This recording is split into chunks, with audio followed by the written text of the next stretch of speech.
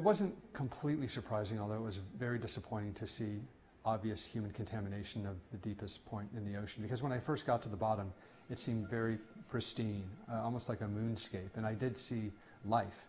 At first I thought they were carcasses of dead animals, but they weren't. They were moving on their own accord, and they were very beautiful in many ways. But as I continued going along the bottom, cruising around, I did see what appeared to be one or two particles of man-made matter.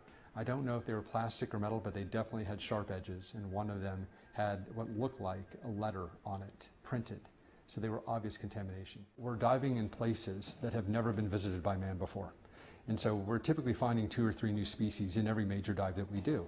And some people seem surprised by that, but our scientific team is not, because again, you have these ecosystems that are isolated, that have never been visited for hundreds of millions of years, if ever. So you're going to see some degree of evolutionary drift.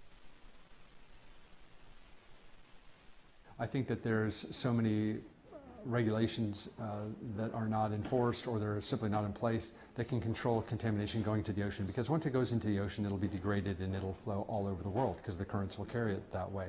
And that is the basis of the food chain in the oceans, and potentially on terrestrial life, that we will get contaminated by whatever we put into the ocean. It's not a big garbage collection pool, although it seems to be treated as such.